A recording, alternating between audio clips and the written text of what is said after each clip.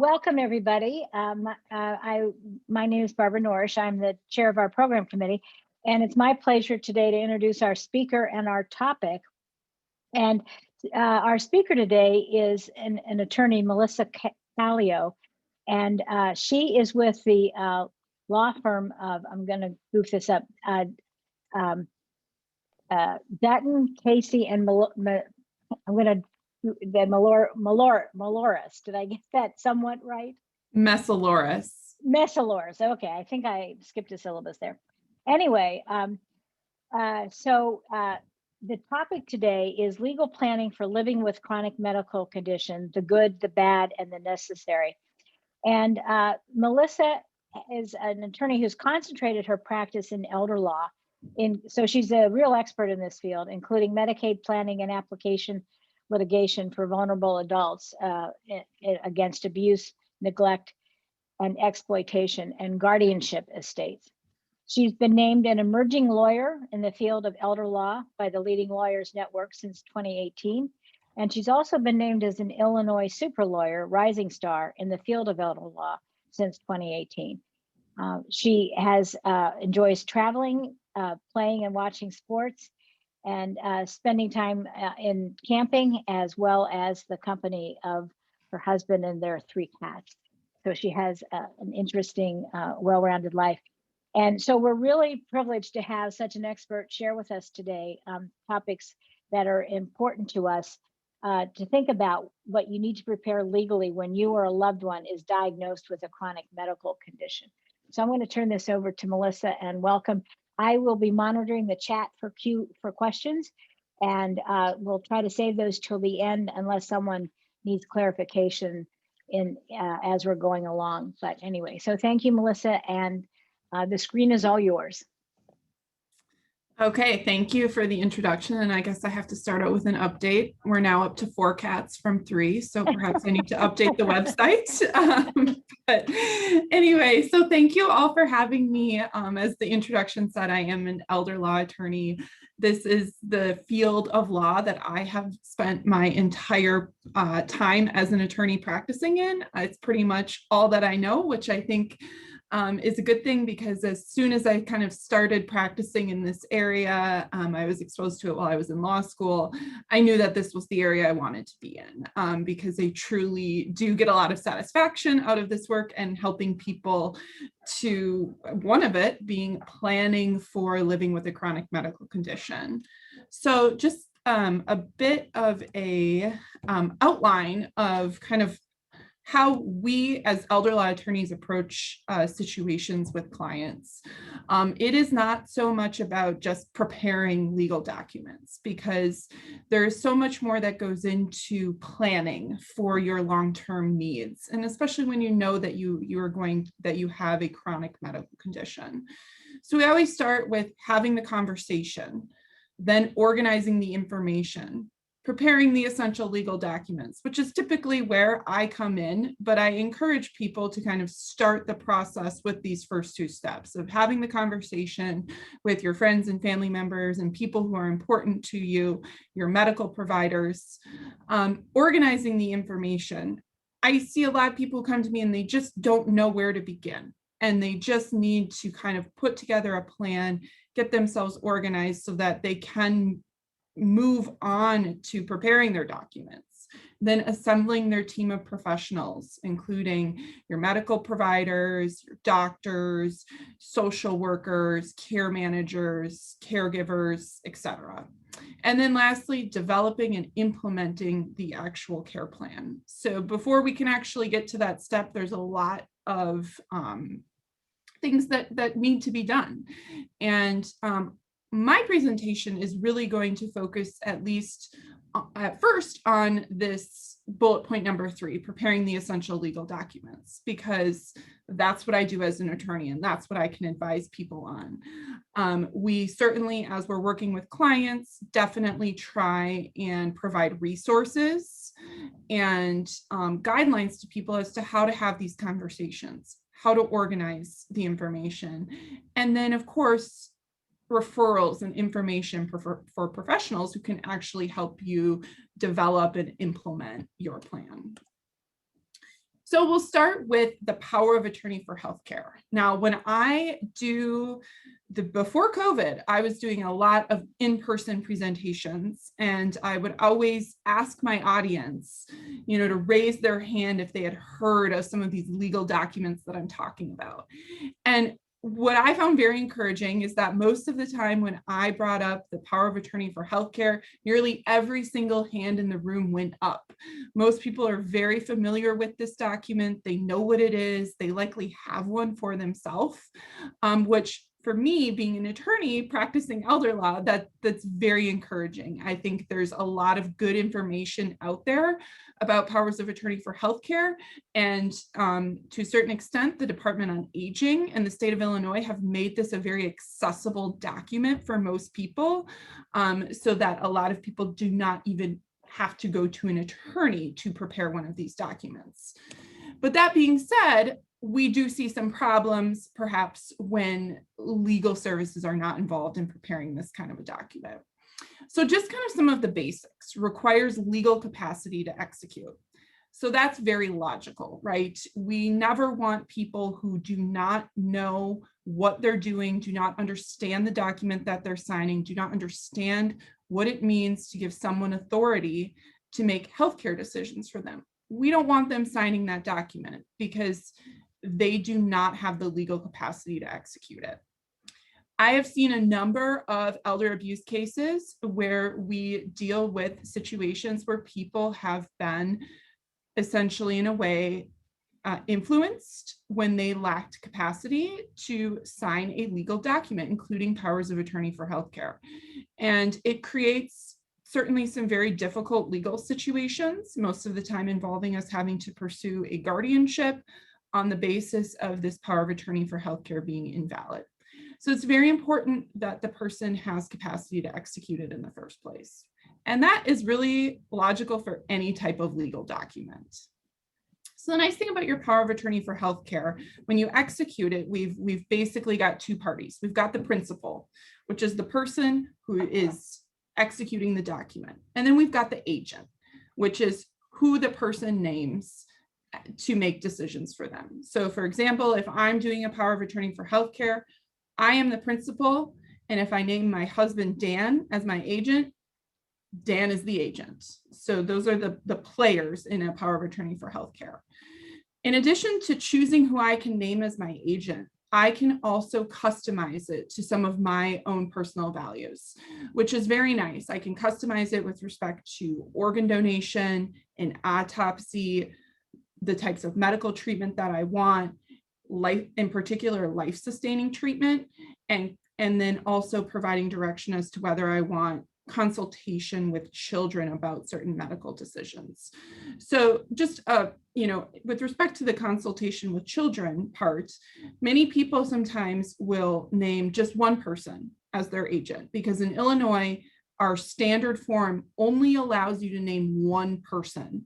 You cannot name what we call co-agents, which in my opinion is a really nice part of Illinois law, because I can anticipate, and I have dealt with problems using other states' powers of attorney where they have named co-agents, and it has been a nightmare. Not to say it's a nightmare in every single situation, but if you can imagine when we've got co-agents, and if those agents don't agree on a course of treatment, then we have a problem, because who are the medical providers supposed to look to in that situation? And typically what ends up happening is we find ourselves in guardianship court, because we say this power of attorney, it's not effective because these agents aren't agreeing, and we need to get one decision maker in place. So sometimes people will, as an alternative to co-agents, they will maybe put some parameters on how they want their agent to make decisions for them. So one of them being, they can provide some direction about consulting with certain family members before they actually make a decision. Very important. Consulting is not the same as being the person who actually has the authority to make the decision. So while you could name one agent and you could say, I want you to consult with these other people, they are by no means going to be required to follow the direction of that particular person. It is merely just consultation. So with life-sustaining treatment, this is another part that I see a lot. People are typically very willing to express their preferences on life-sustaining treatment right in their healthcare power of attorney. As a matter of fact, the form that is put out by the legislature, which I will often call the statutory form, provides two options with respect to life-sustaining treatment. It is optional for the principal who's executing the document to select one of them, but I would say that overwhelmingly, most of my clients do end up making one of those selections. And I think that that's a very good thing for most people to do, because most people I encounter know what they want. It's very clear. There's one of two options. There used to be three, but the legislature amended the law because it became, that third option was kind of a gray area, and it was not giving the agents as much direction as they really needed with making that decision. So I will just give an example of a case that I actually dealt with that was an elder abuse case. And we had a power of attorney for healthcare, but we felt that the agent was not respecting the wishes of the principal of the document. And what was a very key factor for us was that the principal had indicated that she did not want life-sustaining treatment. While we had the agent who was time after time making decisions that were contrary to that expressed preference by the principal of the document. And we were able to use that set of facts to successfully suspend the power of attorney for healthcare and get a guardian appointed, because we were able to demonstrate that this agent wasn't acting according to the principal's wishes, because it was made very, very clear in her document what it was that she wanted when it came to life-sustaining treatment. So that's why I think if it's something that you know and something that you've made your decision about what you want, can be very important to make that designation in this document, because it provides a clear written directive about what it is that you want. And if your agent isn't going to go with that in the future, then there's something in writing to help resolve that situation when it comes to it. So we can make the document effective immediately, or we can have it spring into action upon the occurrence of incapacity. So the effective immediately means as soon as you sign the document and you name your agent, they could start making decisions for you if you wanted them to. As long as you're competent, you continue to make those decisions yourself. A lot of clients will choose to do immediately because it kind of gets rid of some of the red tape. So just imagine a scenario where you are incapacitated, you can't make decisions for yourself, and you want your agent to be able to step in and make those decisions right away. Well, if you make your power of attorney for healthcare effective immediately, then there really will not be any sort of red tape for them to start acting. Alternatively, we can have it spring into action upon the occurrence of incapacity. And most of the time when we put this kind of language in a document, we're saying that I don't want it to be effective until I'm incapacitated. And this is who's going to determine if I'm incapacitated. And most people, this will say, I just want my treating physician to sign something that says I'm incapacitated. Some other people will use a little bit more creative means. I once had someone who said, I want all 5 of my grandchildren plus my physician to certify that I'm incapacitated. We got it done. We got everything we needed for that, but we kind of ran into some hurdles. We had grandchildren residing in other countries. And so it took a little bit longer than I think we would have liked to actually formally acknowledge that this power of attorney for healthcare had the authority. You can also put a termination date on your power of attorney for healthcare. Typically, when I see this, it's, perhaps someone is going in for a medical procedure and they want a power of attorney for healthcare in place just for the purposes of that procedure. Once it's over, they're out of recovery, the authority will end. In my line of work, we are typically not doing termination dates on powers of attorney for healthcare because we're helping people plan for the long term. And so, especially with a chronic medical condition, we're not looking at trying to end the agent's authorities under power of attorney for healthcare. We're kind of looking at it for a long-term plan. So the power of attorney for healthcare, once you do it, it is revocable and a really key point is that it is revocable even without capacity. So that is a really interesting part of Illinois law. And what that means is that, let's say I do a power of attorney for healthcare and, several years down the line, my doctor determines I'm incapacitated. But let's say I'm really agitated, I'm really angry, and I do not want someone making decisions for me. I do not want the agent I named making decisions for me. I can revoke my power of attorney for healthcare, even though my doctor says I'm incapacitated. And effectively, that document no longer exists. I actually see this quite a bit in guardianship court, because what happens is if we have someone who's incapacitated revoke their legal document, how do we get a decision maker? They don't have the capacity to execute a new one, and they need someone to make decisions. So most of the time we're ending up in guardianship court, which, on the one hand, I think the legislature wanted to recognize that someone just has the absolute right to decide who they want to make decisions for them. But then on the other hand, we're creating a scenario where we had someone who did a good job doing some advanced legal planning.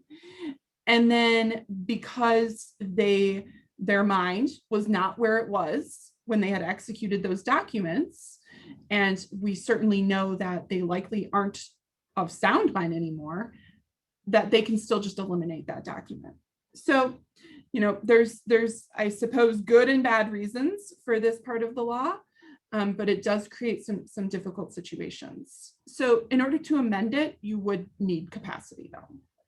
We already talked about it. We can only name one person at a time, which is a good part in my opinion, but you can name successor agents. So in case something happens to that one person who you named, perhaps they predecease, you can name people to act after that person.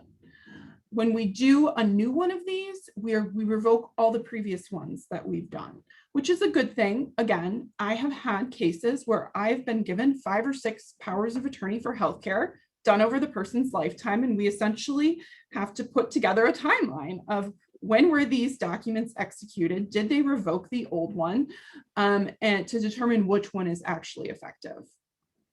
So when we've got our agent who's acting for us, they have to use substituted judgment in making decisions, which means that they step into my shoes if I'm the principal, and they have to think, okay, what did Melissa tell me that she wanted for these types of decisions? But if they don't know, if I didn't have those conversations with these people, then they have to act in my best interests. So although an agent has no duty to act, if they do, it must be with due care. So I've had people come to me and say, I was named in this document. I had no idea I was named in this document at the time, and I'm not really sure that I actually want to act. And my response is always, well, you have no duty to do so. You can essentially decline to act, and it would move to the next named person if there is one.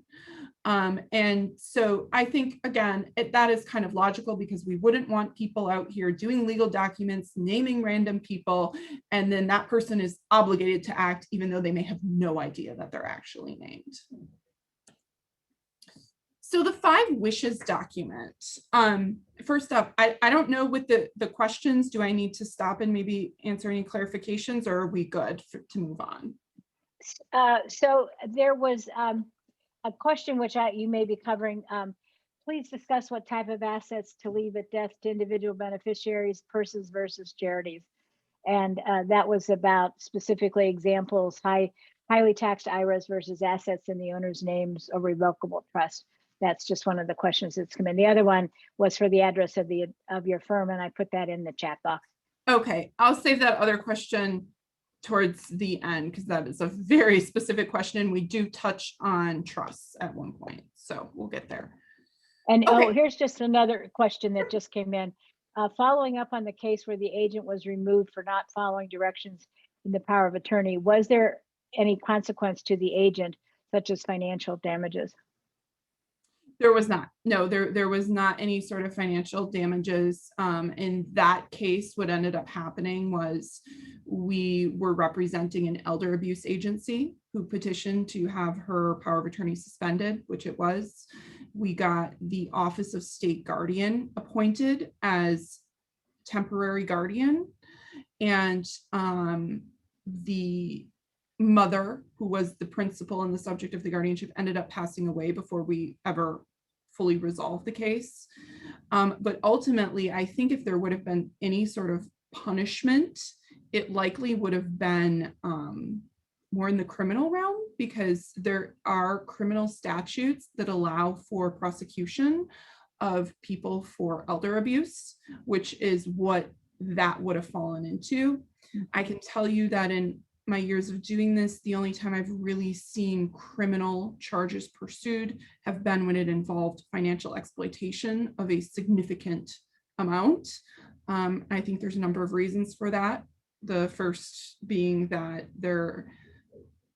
it's a small division at the prosecutor's office that actually takes those cases on. So, there's only a couple of attorneys, and I think, their resources are just limited in pursuing them. So the 5 wishes document is something that we provide to all of our estate planning clients, because, as elder law attorneys, we recognize that it's not so much about just doing your power of attorney for healthcare. It's also about having conversations and breaking this down in a manner that most people can understand. And so the 5 wishes document, and I encourage everyone, if you want to see a sample, to just go to, I believe it's 5wishes.org, or just Google 5 wishes and it will pop up with the website. And they do have a sample on there. It's an easy to understand advance directive that is legal in 42 states, including Illinois. It's written in everyday language, so it makes it very easy to understand and complete. Covers personal, spiritual, medical, and legal wishes all in one document. So, the five wishes, it's essentially, the person you want to make healthcare decisions for you, the kind of medical treatment you do or don't want, how comfortable you want to be, how you want people to treat you, and what you want your loved ones to know. And it's a very nice document. And I think another thing I really like about it is it's a good conversation facilitator. Because when you think about, for example, that case that I talked about with the power of attorney being suspended, what we don't know, and was pretty, I guess, actually, I think we can say we did know it, because it became very apparent as the case went on that mom in that situation didn't really have conversations with her daughter. She made her selection on her power of attorney for healthcare, but she didn't take it that extra step and have these conversations to express what was very, very important to her. So this allows your family or caregivers to know exactly what you want.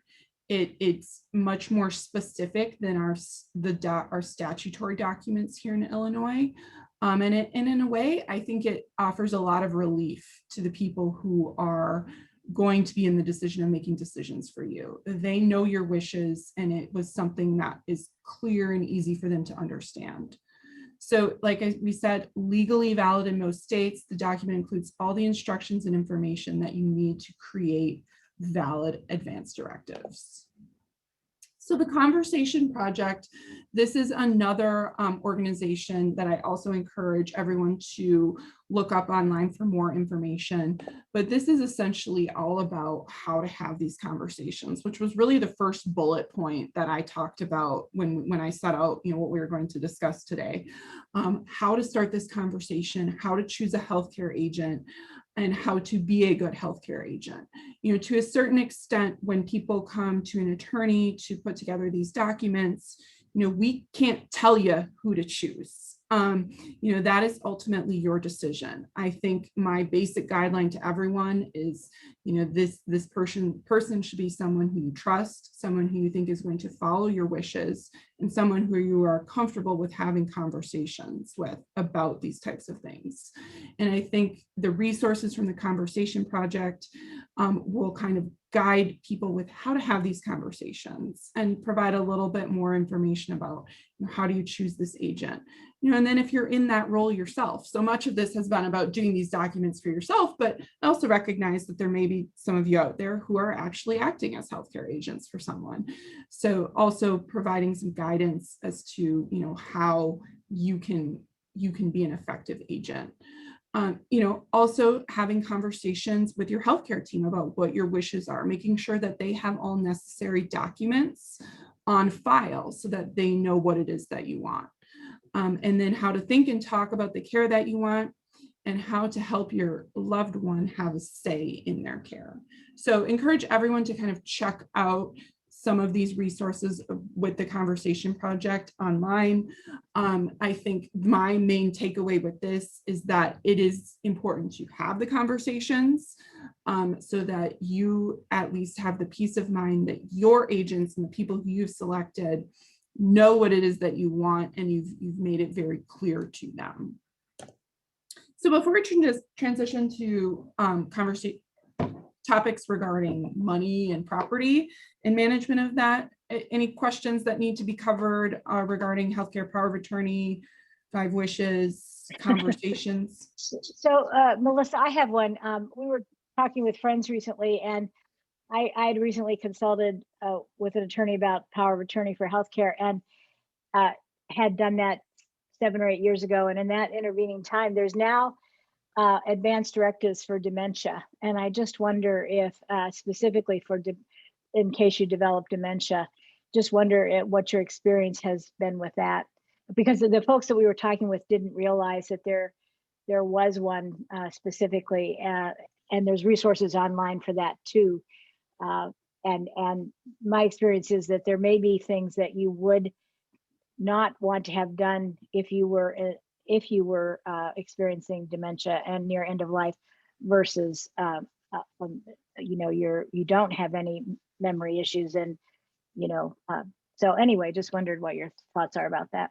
Yeah, that's a good point. The document that we generally do is the statutory form, which is basic with respect to it names your agent, it does what it is that you want on life-sustaining treatment. But where I really encourage people, if they have specific preferences about the treatment, let's say they have a diagnosis of dementia and they have specific preferences about some of the treatment options they've been made aware of, some of the things they do or do not want as it's specific to dementia, then I say that's where 5 wishes comes in, which is what, as I mentioned, is a valid legal document. And so, the 5 wishes document is like 12 pages long. So it definitely can help you address exactly what it is that you want.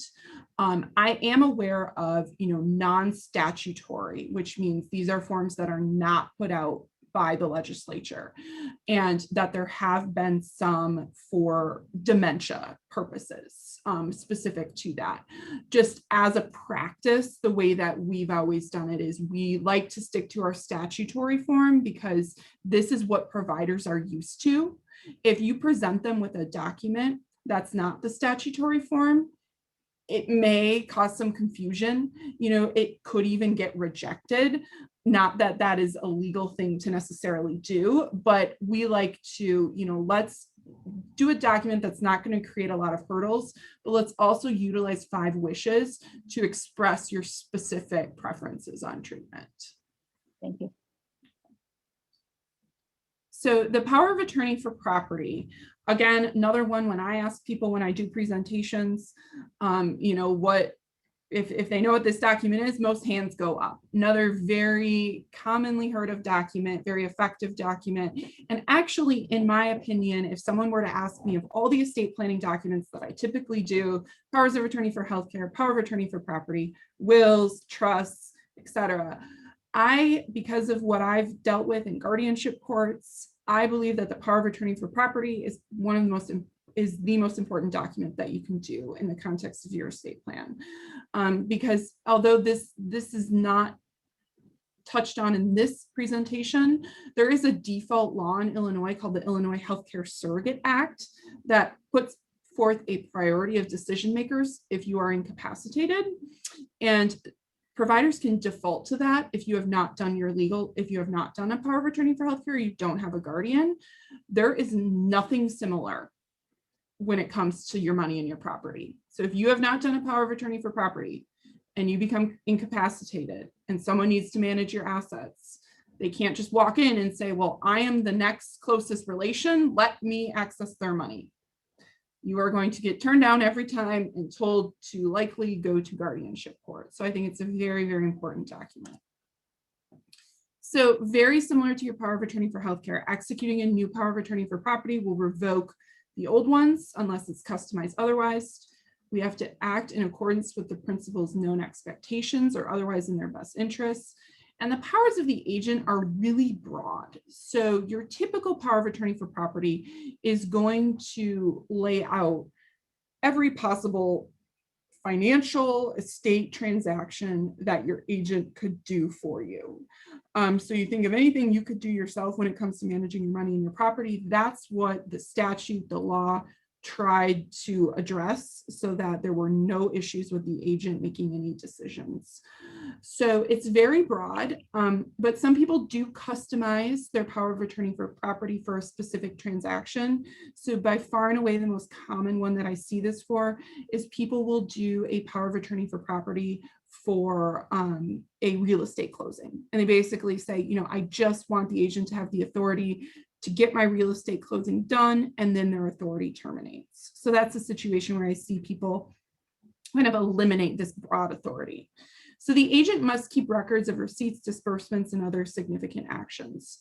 Very, very important because they can be required to provide a copy of their receipts, disbursements, and significant actions that they've taken if it's requested by certain people. So Adult Protective Services, the Ombudsman, public guardian, or a court.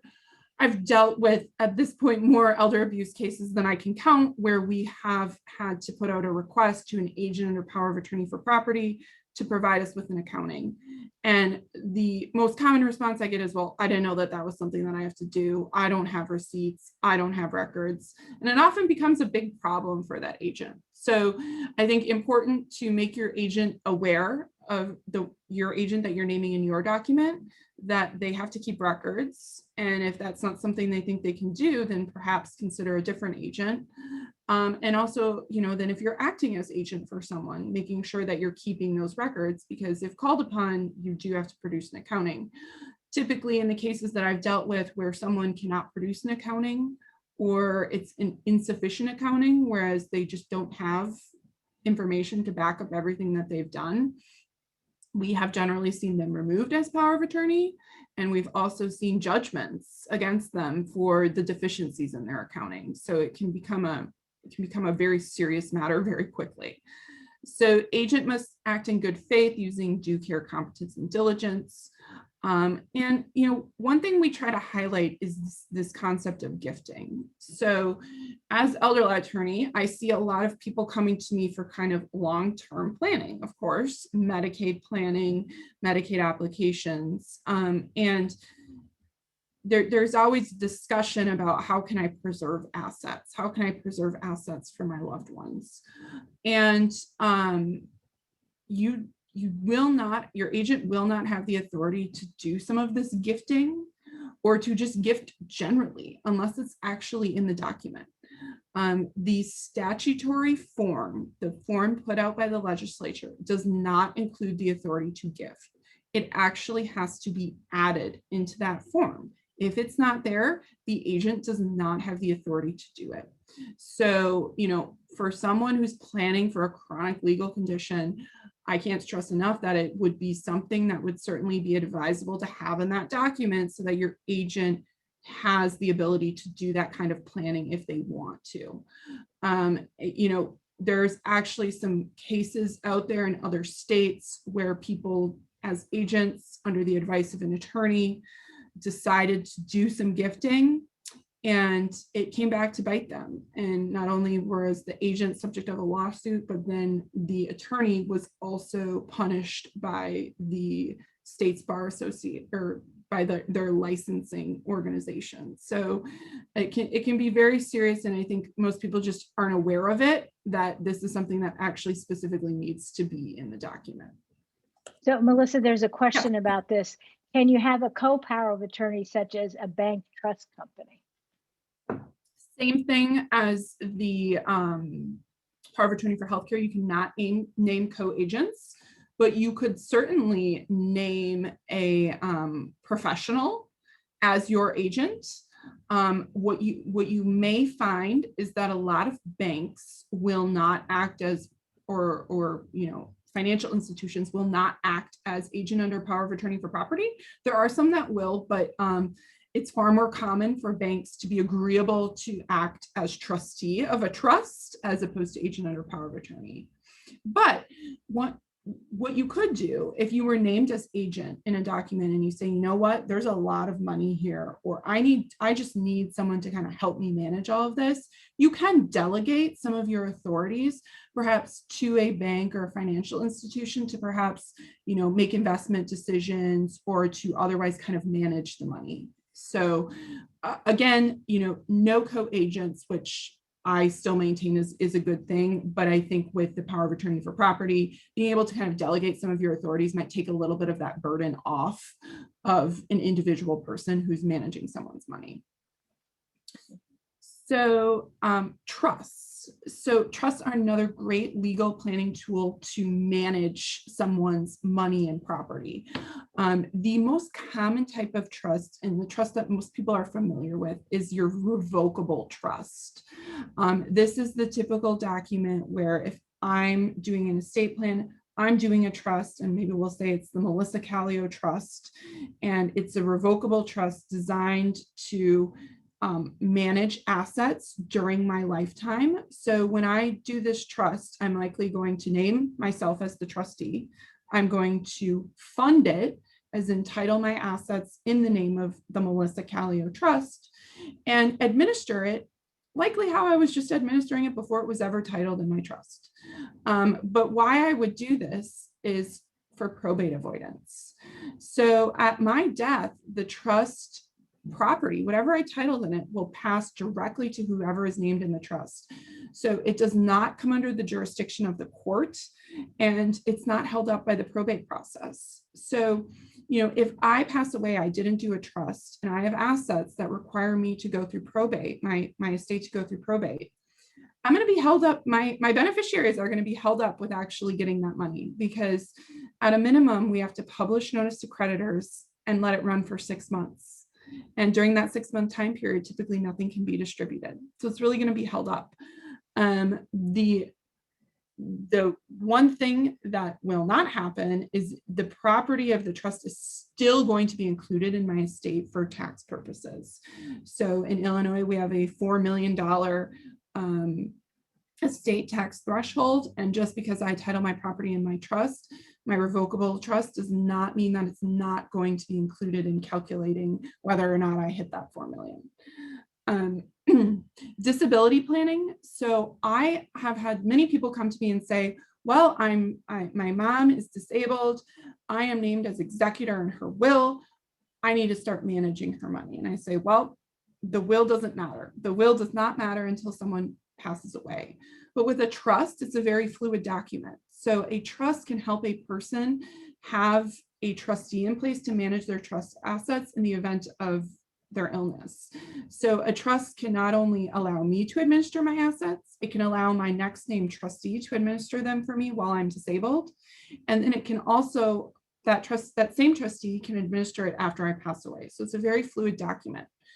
And one thing here is that we talked about a power of attorney for property having control over assets, but we've also talked about a trustee having control over assets.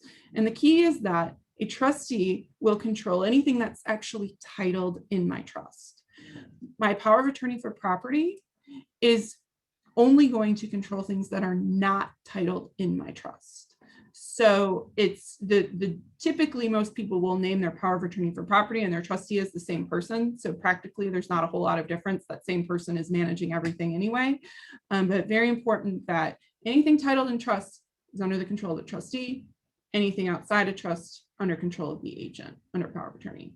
Very important, assets must actually be transferred to the trust and held in the trust, and it will require lifetime administration. So, we can, as attorneys, we can do a trust document for you. What we can't do, with the exception of a deed for perhaps any real property that you own, I can't go to the bank and title all your accounts in your trust. That's something that that person actually has to do. So I've unfortunately done more estate administrations after people pass away than I wanted to, because people simply just did not get around to actually titling their accounts in their trust. So I think many people are often put off by doing revocable trust because they think, oh, well, now I have to go through all the steps of retitling everything. Well, while it may be some more work and some more expense up front to get these documents done and do the transferring, it's going to really streamline it if you become disabled and after you pass away. So special needs trusts, this is a special type of trust, something that was established by this act in 1993, very frequently just called OBRA trust for short. These are a special type of trust that can be used to assist someone who is or may become eligible for supplemental security income or Medicaid, and they're irrevocable. So unlike the last trust that I talked about, where is, the typical trust that most people see where it's revocable, these ones cannot be undone. And the most frequent time that I'm doing these are for people who are under the age of 65 and disabled. And then we can also still do them for people who are over the age of 65. A really key factor with these types of trusts is that, we're really looking for someone who is, could benefit from being eligible for SSI or Medicaid immediately. A key provision of these trusts is that upon the death of the person, the trust has to pay back the state of Illinois or another state that paid Medicaid benefits for the individual for any sort of medical services they provided during the person's lifetime. So it's very possible that if you had someone who did one of these trusts and they were on Medicaid for a long time, that after they pass away, that Medicaid's just going to eat up the balance of it because they paid for medical expenses during the person's lifetime. Well, then you may ask, well, why even do this then? Well, number one, we can speed up someone's eligibility for public benefits. And then while they're on public benefits, the money in the trust can be used for needs that are not covered by public benefits. So for example, just clothing, perhaps some extra food, a care manager, enrichment activities, things like that. So it really allows someone to fully take advantage of public benefits, but also provide for, some of these extra things that, if they didn't have this trust, they wouldn't have assets or income sufficient to provide for those things. So there's a question about, could you discuss IRAs and revocable trust? The question is just IRAs and revocable trust. Please discuss IRAs and revocable trusts. Yeah. Well, I'm going to comment on this, that when we are dealing with revocable trusts and any sort of retirement assets, we are automatically in this realm called the Secure Act, which was established a couple of years ago and really changed the rules for what happens with your IRA distributions after you pass away. And so if I'm not sure how many of you are aware of this concept of the stretch. And so before the Secure Act, we could name beneficiaries on our IRAs. And most people would qualify for this stretch, meaning that after you pass away, you could go ahead and stretch out the distributions of the IRA over your beneficiary's lifetime. So why is that beneficial? tax purposes, because otherwise, if they just took a lump sum of your IRA, it would all be considered income to them, and that could really up their income taxes. But after the Secure Act, we now only have certain people who are eligible for that stretch. And where it becomes a problem with trusts is that if I have a beneficiary, typically of my trust, who's not one of those people, then we are going to be required to distribute all of the IRA within 10 years. So it is a very, very specific question in the context of your estate plan as to who you're going to name the beneficiary of your IRA, because it may cause some significant tax consequences if you name a trust as opposed to naming an individual outright in the first place.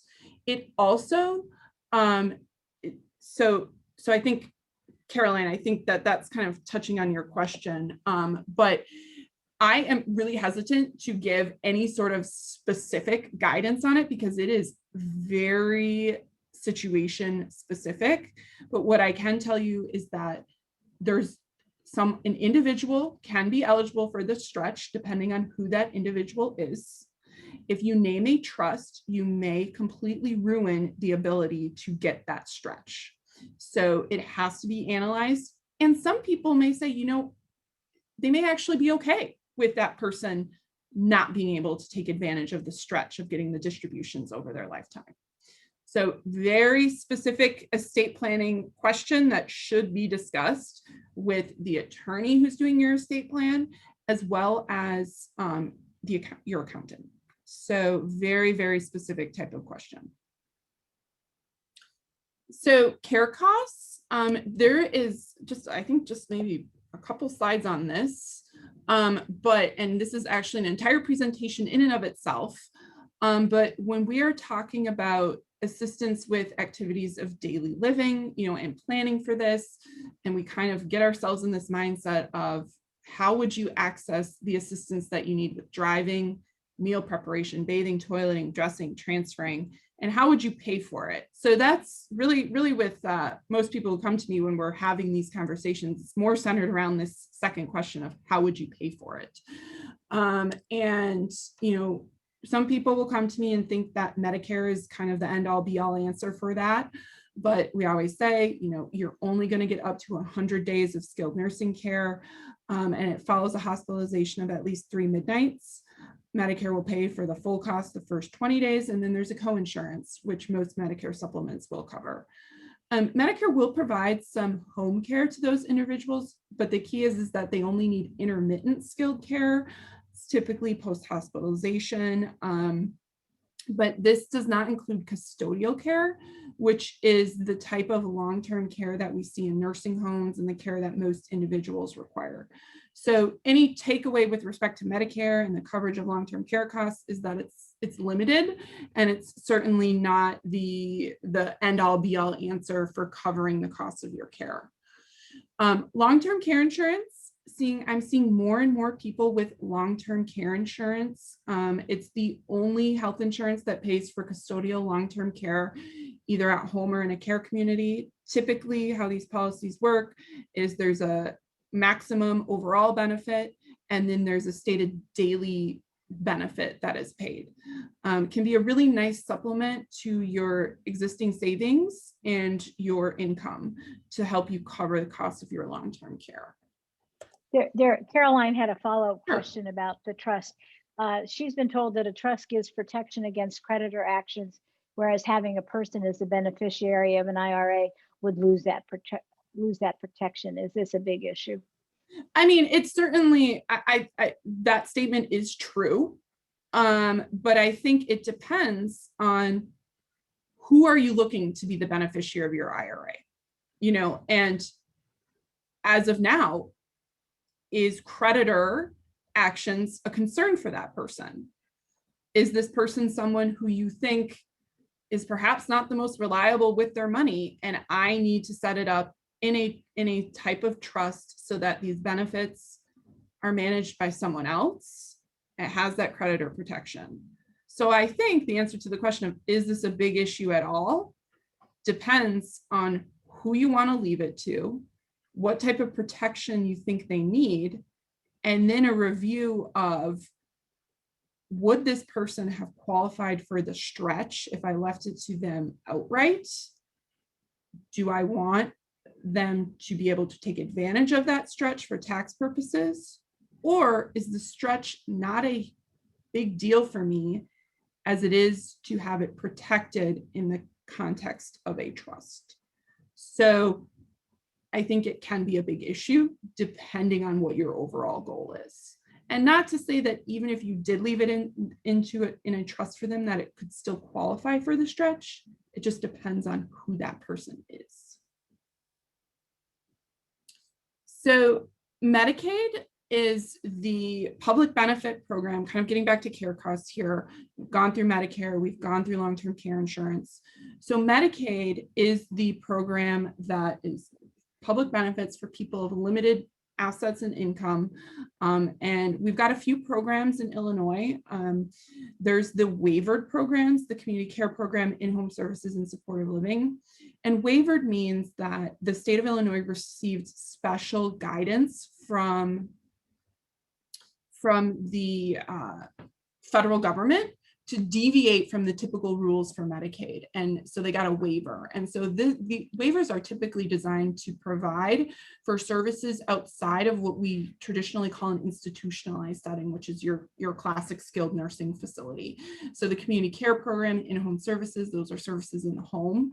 And supportive living is a, comparable to assisted living type of arrangement, where there are some services provided, but it's certainly not to the extent of this 24/7 skilled nursing care. So then, of course, nursing homes are also covered by Medicaid, and that is by far and away probably Medicaid's greatest expense here in Illinois. So that's where we're at in terms of this presentation. If there's any final questions, anything else? So we do have time for some additional questions. Perhaps you can raise your hand, and we can see. Let's see. Here's another question from. What is the typical cost for a will, trust, and POAs? I'm assuming, Frederick, you're talking attorney cost. So, of course, my answer is going to depend on your situation, how complicated your trust is, and what goals you want to accomplish. But I would say that typically, we're running around, a couple $1,000s, but it really just depends on what your situation is. It could be less, it could be more. Any other questions? Just go ahead and raise your hand. I don't see any hands going up. Oh, here's another one from Caroline in the chat box. Let's see. Is the cash value of a life insurance policy counted as an asset that must be spent down in order to qualify for Medicaid? So a term life policy with no cash value is not counted whatsoever. Doesn't matter. The cash value of a whole life insurance policy with a face value of $1,500 or more is counted towards the amount that a person can keep. And traditionally, we do see most people having to surrender those policies and spend them down. Alternatively, sometimes family members will buy the policy from that person, become the owner, provide the person with fair market value in form of just depositing the cash value to their account. And then that new person takes on the policy, makes the premiums, payments, etc. I mean, that can be a nice planning tool if you have someone who has the ability to provide you with the cash value. And I assume that for the person who's buying it probably makes overall financial sense, because by the time the insured person passes away, that cash value is likely to have increased from what they paid them originally. Any other questions?